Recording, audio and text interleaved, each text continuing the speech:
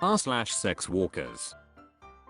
Glass_gold_4863 says, what made you turn to sex work? I have recently decided to be an online phone sex operator and also sell pictures online. Honestly, this is never something I saw myself doing, but I was fired recently from my writing job. I was replaced by ChatGPT and an Upwork AI editor, and it made me seriously reevaluate what I was doing. Before being fired, I was working 75+ hours a week and had no time for myself. With phone sex and a part-time freelance writing gig, I feel like I can do what makes me happy. I'm now back jogging 10 kilometers per day, working on starting my own blog, and have lots of time to chat with friends and family. Fair enough, I'm not earning the same high salary, but it really isn't that bad either, and I'm still saving quite a bit. I could get a normal job. I have almost 10 years of financial services experience and a law degree, but I just don't want to. Other girls working in law and finance work crazy hours and I just don't want to do it anymore. I love working from my couch and having no one to answer to, and have no intentions of ever going back to a normal job. So I'm curious, what made you become a sex throwaway_hot general says, I was homeless and men offered me cash for sex. Viola Titan Fee says, for me it was all the guys who asked for pictures. One day I said fine, I'll sell you pictures if you want them that bad. This was in 2007. I worked part-time plus Southwestern on the side for many years and then went to full-time Southwestern in 2018, and I also could never go back. I love it. EVX says, I had -$11 in my bank account and needed to buy food for my pet rats.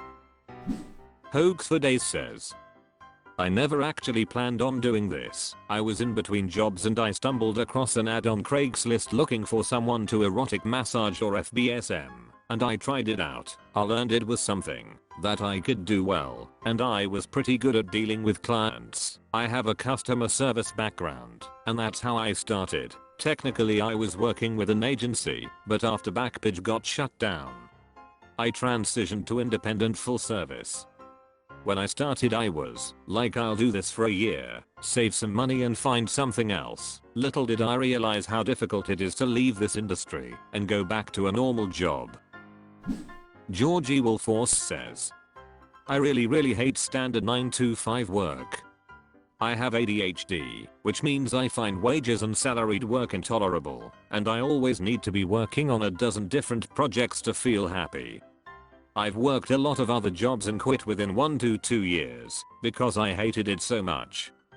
Sex work is incredibly flexible. I can work more when I have the capacity, or less when I want to concentrate on other things. I'm always meeting new people, which makes my brain happy too. Side note, I work in Melbourne, Australia, where sex work is partially decriminalized. So it was a pretty easy decision to make, and a really good experience. Props to those who are working under criminalization. It makes everything so much more difficult and stressful, and I have mad respect for y'all. As Akama Timbers says, I started Southwestern through sugaring. I was 20, green, wanted extra cash for shopping in college, and one of my roommates wanted to do it with me. She had a bad experience. I made $800 by just making out with some anxious 40-something stepping out on his wife. I have a good STEM career path, but it's insane how lucrative Southwestern is compared to vanilla jobs. Secrets_secrets_nothing says, homelessness. Faraxbaby says, I always wanted to be in Playboy since I was young. Then, after seeing the episode on OITNB of them selling panties, I was inspired. I started looking online into panty sales first, then got into content making. Being my own boss saved me so much anxiety from working vanilla jobs. I no longer stress about if my epilepsy will act up, not be able to drive to a job when I can work from home. r/SexWorkers. Trump_is_dumb_. Conch says, I had my first experience with a provider last weekend. It was very exciting, but I don't have anyone I can talk to about it. Hi everyone, I've been dying to tell someone about it, but I don't really have anyone to share this with. Hopefully this fits here, if not, feel free to remove it. /r/cleans and companions doesn't get a lot of traffic, and it took me about 2 seconds to realize that /r/escort cleansonly was a shithole, so I'm certainly not going to post there. I've sporadically thought about seeing a provider for a few years now, but didn't feel comfortable enough to give it a real shot until a few weeks ago. I was so nervous going into it, like literally shaking, when I went into the bathroom to freshen up. But she was incredibly sweet and made me feel comfortable almost instantly after that. I have a minor disability that she was very accommodating of, and she was really good about making me feel okay about my lack of experience. My ex-girlfriend is the only person that I've so much as kissed, and I hadn't been with her since Obama was president. It was just really nice to be able to experience intimacy again in such a safe and comforting environment that she provided. Anyway, I'm really glad I did it, and I just wanted to share my happiness somewhere lol. I'd also like to thank anyone who has ever posted or commented to this sub/r/a/scan/escort /r/cleans and companions or /r/SexWorkers only. You helped me a lot, and I appreciate all your insight into the sex work industry. Thanks for coming to my TED Talk. Aluminum Orangutan says, happy for you friend. I still remember the out-of-body experience I felt the first time I stood just outside a companion's inkle door. Remy0507 says, it's always great to hear about the genuinely positive experiences that can come out of sex work. Too often people's idea of it is that it's always this sleazy exploitative business. We need more people to share their stories about how actually beneficial it can be when there's mutual respect and no one is being taken advantage of, obviously. Fab Hooker Life says, so glad you had a good experience. Particular Rough 480 says, I don't know why you think r/escorts cleanly is a shithole. We have always given tips and precautions for fellow hobbyists. You are more than welcome to post there.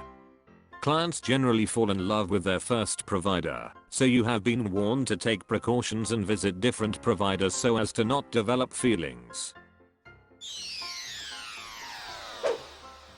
r/SexWorkers. Escort24 Zuxo says, somebody hacked my Tryst account and I'm freaking out. God, as if things couldn't get any. Frick, I'm worse. For me this shit happens. I get an email saying someone in Michigan has logged into my Proton mail. I'm in Illinois, so this is obviously suspicious. I immediately changed my password and logged out of all sessions. Then I start getting a ton of notifications to my burning mail that someone is trying to log in, but thankfully mail is more secure, so they weren't able to get into that one. I changed my password and logged out of all sessions as well. This person went on my account and kept all of my stuff on there, but changed small details. My bio now ends like this currently. I'm available for in-call or out-call on the car 6. WTF, I have never offered credits. They changed my availability part to this. If you must cancel, please do so with 24-hour or more notice, or be prepared to pay 1/4 of session rate as a compensation for my time. Thank you for valuing my time. I've always only required $100 for a deposit, which goes towards the full rate, and they change it to this. I require a deposit of 25% for every appointment. This goes towards the full rate and is only refundable if the date is cancelled by me. Our date will not be set in stone until deposit is sent. Deposits are made via Cash App or Zelle or Venmo or Google Pay, Amazon gift card, or Bitcoin.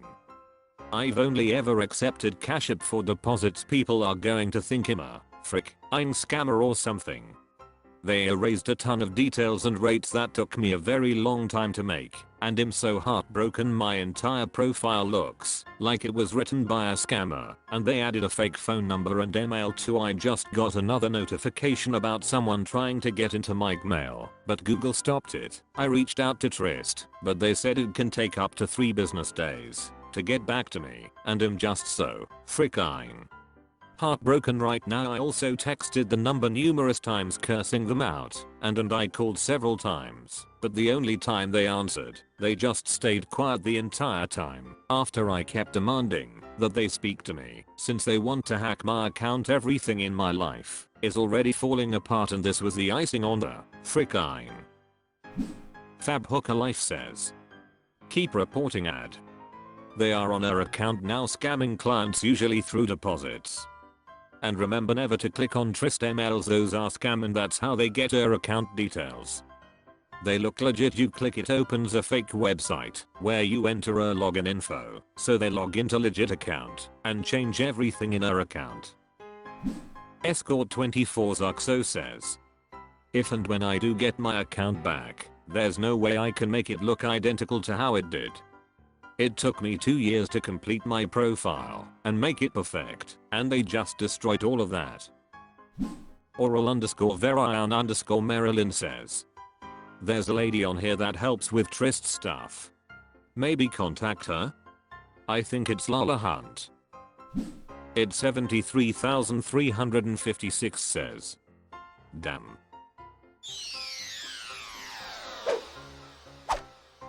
That's all for this video. Was it good? I know not, for I'm a robot. Thank you for watching. Please subscribe. This video is the product of an automated process.